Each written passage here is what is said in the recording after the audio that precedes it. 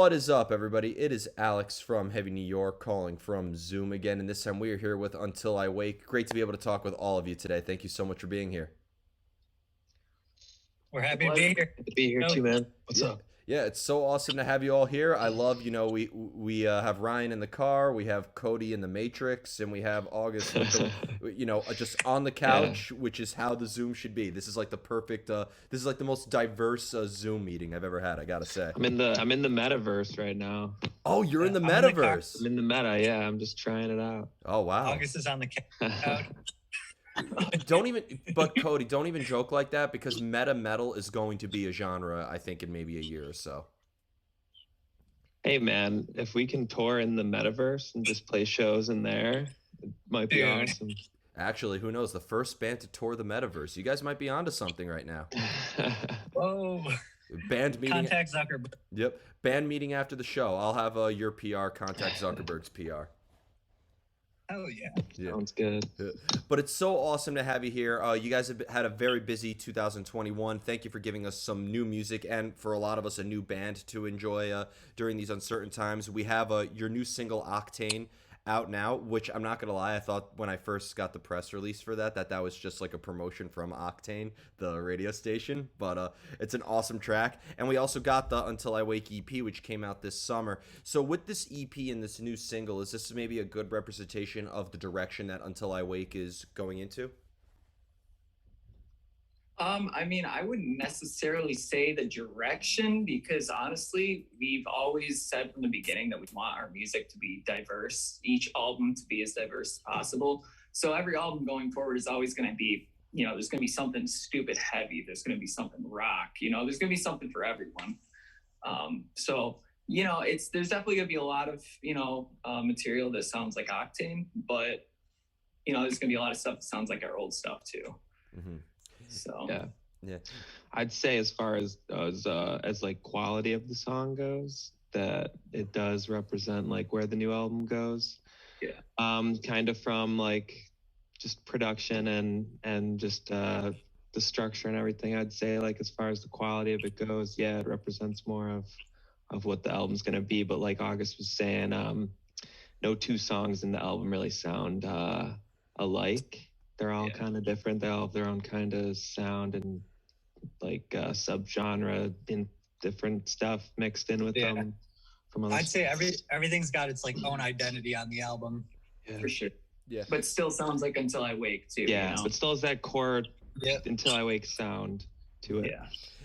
And being that your music is very diverse, I couldn't agree with you more. I mean, just that EP alone, I was just like, wow, this band has a lot to say and incorporates a lot of new tricks and twists.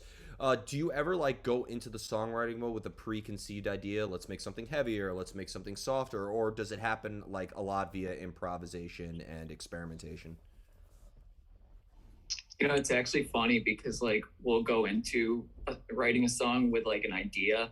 I think it happened with Nightmares. We were initially going for a rock track, and then we ended up with something a lot heavier, So we do go into the songwriting process with a specific idea a lot of times, but then there's other times where we just kind of wing it, see what we come up with. Mm-hmm. But yeah. Yeah. Do you almost feel like having, a diverse sound and, experimenting a lot, it's almost like expressing different sides of who you are? Like, because again, with the EP that you released over the summer, just going from Nightmares to Foundations to Less of Me to Mixed Signals, I mean, there's all these different vibes and emotions. Do you almost feel like maybe each song is representative of a different identity of all of you in a way, or expressing a different personality or so on? Instrumentally, absolutely. I think Cody could touch on this too, and Ryan too. Yeah. Yeah, man, I think there's, especially with this new album, I think there's something for everybody. There's some kind of vibe or feeling or emotion or something that everyone can really relate to. But yeah, I like that. Yeah, I guess every song does kind of go down a different avenue in that way. Yeah. When we were at the studio earlier this year, when we started the writing process and Cody started tracking vocals on the album, it's funny because like every time that we would wake up in the morning, the day prior or however we woke up in the morning and what mood we were in kind of like determined the direction we took with the song. And then eventually we'd write out a whole song, and then Cody would kind of like capitalize on the mood of it after writing the lyrics to it. And it was such a cool process, because it was like, you know, today's like kind of a gloomy day, slow day. All right, we're going to write a slow jam or something really moody. And then we would. Today's like hype as shit. We're going to write a song that's going to pop off and have that same energy. Mm-hmm. Yeah. For sure.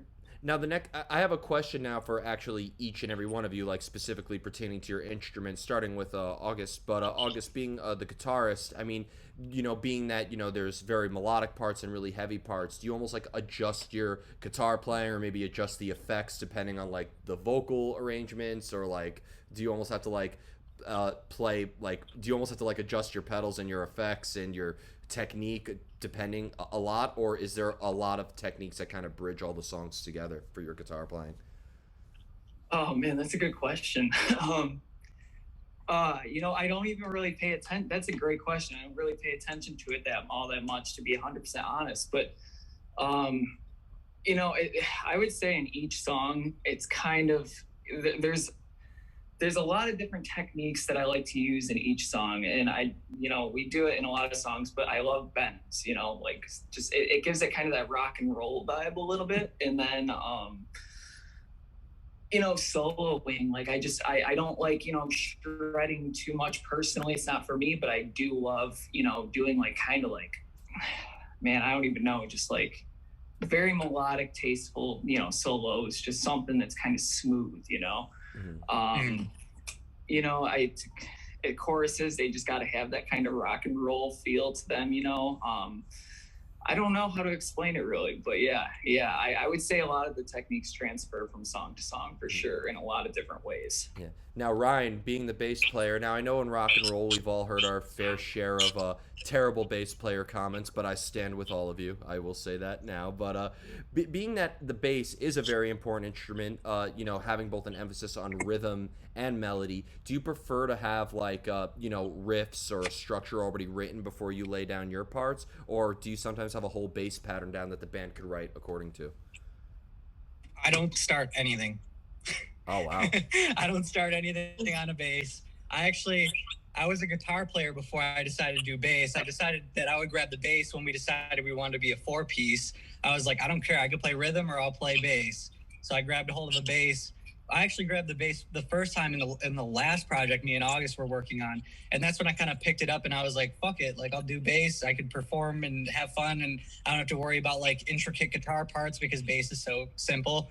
And yeah, I just follow along with however the song is written. Mm-hmm. I don't write any of the like crazy leading bass parts. All right.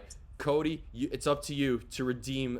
So for August, we got, I don't really have an answer for that. Ryan, I don't do shit. Cody, for my question specifically to you, have you always needed to hear, because, you know, it's not just the voice with being a frontman and being, you know, a singer, but it's also lyricism. It's almost two instruments. Do you need to hear the music before you come up with lyrics, or do you sometimes have like a whole concept and that could help influence the direction of the sound in a way?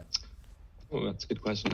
Me personally, I know that every vocalist is different and every band writes in different ways, but actually it's funny that you asked me that, because that's exactly how I write. Usually I like to have the entire instrumental before I even start writing lyrics to it, because I like to listen to it over and kind of get the feeling and the vibe and what kind of emotion that inspires, and then I'll just start spitballing stuff like as I'm listening to it, and eventually form lyrics that way. Now I know the rest of the guys have wanted to try writing songs where I think of like a melody or start writing something first, but I've never really been good at that, because I feel like every time I try to think of like a random melody off my head with no type of music behind it, I'm just subconsciously gonna start singing the melody to something else and not even realize it. So yeah, actually that is my preferred writing process, is that we all do the instrumentals. We all get those laid out, and then once the instrumentals are all fleshed out and I can really vibe out to it, then I can just sit with it and just get in my head about it and start cracking away at writing to it. Yeah. Fitting in lyrics in there, kind of like a puzzle almost. Yeah, you ever have like the best lyrics ever? Oh, so yeah, you were saying? I was gonna say, I'll jump in on writing guitar parts before I go and like, oh, I got this sick bass part. Like, I don't give a shit about that. Like, I'll join in on writing guitar all day. Wow. But Wow. So it's And he does too. He does. yeah. So it's fair to say that Yeah. a lot of these terrible comments made by bass players was brought upon themselves. Yeah. Yeah. You're Screw bass players. but Bass players, dude. but Cody, have you ever had like the best lyrics ever, but then they're always like one syllable over every arrangement that's presented to you, and you have to like change it?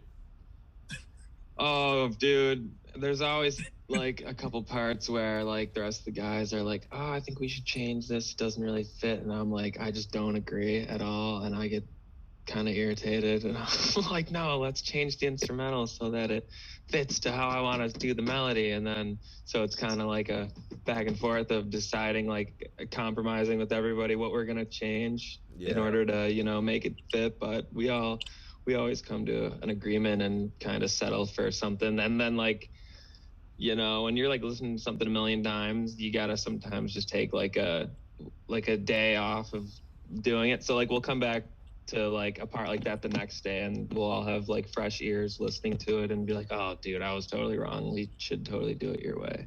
Yeah. So we haven't but yeah, we've definitely run into stuff like that. Yeah. Now, congrats on signing with Fearless Records, a great label. They're and a huge shout out to everybody at their team for their support on this channel as well. But signing with Fearless Records, I mean, I know it's kind of like a cliche question to ask, but like working with them, I mean, they have got to really help hone your creativity as well, right? Working with a team that's clearly enthusiastic about the music and very into the bands that they've signed. Has working with them also maybe opened up some new ideas for what you're going to do on the next album? Who wants to do this one? I'd say honestly, it's kind of cool because they'll be curious on what we're writing. We'll show them stuff, and they just love everything that we're writing. And like, there's not really ever any doubts, and they just like literally. It's weird because I figured that they would be like, oh, no, not this one. Like, or maybe fix this, or like have more of like bad shit to say, like to kind of like push us in a different direction, or like even help like fix something. But everything that we do is just like solid by them. Yeah. Usually they're just like, what do you want to do next? And then it's like, we want to release this song, and then what do you want to do after that? Release that, and then they just like roll with us, and it's just been sick ever since. Yeah, and I mean, for them to have a roster, I mean, to have, you know, bands like August Burns Red, but also have bands like Star Set and have bands like Set It Off, like, I mean, they have a very diverse roster as well, so it's clear that they are as open-minded as can be. Now, in addition, for your recent music video for Octane, you had our mutual friend, AK of Black Wolf Imaging, directing it. Huge shout-out to him and his support for this channel as well. And, I mean, I've noticed, as somebody who's gone back with AK since I was before a teenager, like, I'm very much aware of his artistic vision because I could tell that that's a Black Wolf Imaging music video. But working with him, just what was it like? I mean, because clearly that song is coming from your vision and coming from your heart and your creativity. How did collaborating with him help elevate it even further? For Octane, yeah, we worked with him on every single music video we've done so far. And Octane, we kind of like went the route with a couple, the previous ones, we kind of like I wanted to do like a shared like storyline aspect to it. So like if you go to the Nightmares music video, there are like nuances to Sinking Under and Self-Medicated and a little bit of Foundations. Like we kind of took a bunch of aspects from all those other music videos and kind of drew on them and put them into the Nightmares video, because I kind of wanted to like conclude the whole EP song into one, like all the music videos from the EP. I wanted to kind of have those all existing within like the same universe of Until I Wake. So when we were going to do the music video for Octane, it's a new single off the new album, like everything with the EP's done, and we wanted to kind of put that to rest. So we kind of wanted this music video to not really look or like embody anything that any of the other music videos done. So we wanted a new setting, like a new type of lighting. So we kind of came up with just like the more intimate, like jam circle feel, where it's like kind of brighter in there, and there's no story to it. It's just personal and jamming with us. And I think we just came up with it as a way to separate it from everything we've done with like the music video, the EP, and kind of give people something new and more personal feeling. But yeah, he's awesome. He's he, you know, what he comes up with, and I know his assistant, what they come up with for like camera shots are always insane. Like I love seeing all the work that he does for us. It's always nuts to see it, and the turnaround time. He always gets those videos edited and back to us so quick. I'm pretty sure he got one back to us like the next day, and we were like, less than 24 hours. We had no edits on it either, so it was like 24 hours and no edits. Oh wow, it was crazy. That's insane. Yeah, we had no notes for him. We're like, dude, this is sick. Let's roll with it. Yeah, like, and Fearless loved it too. They're like, everybody was stoked. Our management was stoked. Everyone was hyped. Oh, that's awesome. Now, and the final question I wanted to ask is about songwriting. I want you all to answer this because it's the most difficult question of the whole interview, and I can't wait to see how everyone botches this one. Starting with you, August. I'm working my way down. I'm working my way counterclockwise. But how do you know when a song is done? It's never done. Yeah. All right. It's never done. Neck, I get that all the time. Ryan, you're next. I feel like a song is done when we send it to Fearless and they say, "Here's the release date," and then we know, because we released our first song with them in July, and then we had to wait all year, and then finally released the second one. And like between when we first sent it to them and releasing it now, we could have had so many other edits and changes in it. Like we have gone back and changed songs, you know, between like the time that we started them and the release date, and then got them out right before the release. All right. Yeah. Cody? Yeah, my answer is going to be the song is done when it's finally actually on Spotify and on YouTube, because like even our producer might send us a version, be like, "Yo, I just got these cool plugins," or "I was listening to the mixes and tweaked it up," and like we're on mix like 6, and we're like, "Well, we already sent it to everybody like 5 times, and we'll roll with the one that's out." And then, you know, sometimes even if it's on Spotify, I'm just gonna say, sometimes we might sneak an even better newer mix in there somehow. It's some magic that nobody knows how we did it. But because I know someone was asking us, like, "Yo, well, how did the song sound?" Like, someone called us out. They're like, "Did you guys put the remixed versions of all the original stuff?" And we're like, "Oh man, someone actually noticed." But we have our ways and our means. Yeah, well, 2 years later, the mix changes. Yeah. Well, hey, Cody, I wouldn't put it past you. You are calling from the metaverse right now. So. I am. Yeah, I am. Yeah. This is a new house. Yeah. Man, I thought people were gonna think I had like a sweet pad, but I guess it looks pretty obvious. Yeah. So Until I Wake, a metal band during the day, but secret guinea pigs for the metaverse at night. You guys are gonna be You guys are gonna be like the heavy We're on metal. the big stuff. Yeah. You guys are gonna be like the Dude, metal. next time we go live, I'm gonna have like a Hummer behind me and then like a Ferrari over there in the driveway. Yeah. With some shades on. Yeah, I'm not gonna lie. This is almost kind of like a metal version of X-Men right now. I love it. Like, you know, singer / actor, but also a mutant. But in this case, it's the metaverse. So. Also. Yeah, badass. This is definitely one of the most memorable interviews of 2021. But before we go, I want to thank all of you for your time and for such a great conversation. Is there just anything else that you would like to promote or plug for Until I Wake with this new single? And when could we be expecting a new album and tour? You think that Cody's somewhat of a mutant right now? You should wait till you hear some of these screams on this album.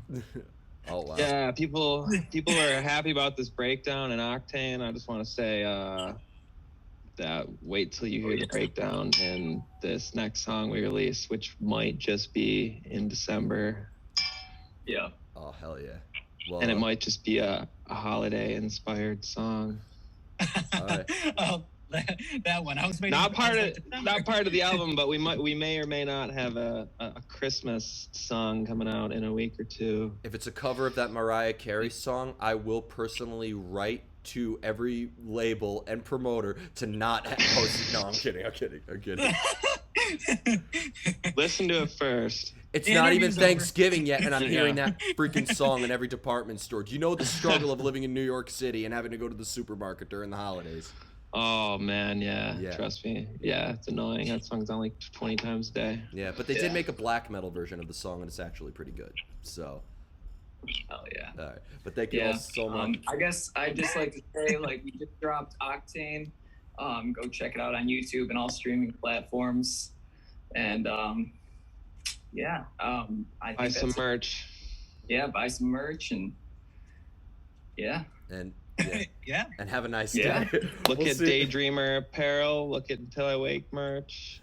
Watch yeah. me Cody's stream live Battlefield. Available everywhere. Available on Bandcamp, the Fearless Store, and the Metaverse. We'll see you next time on Heavy New York, everybody.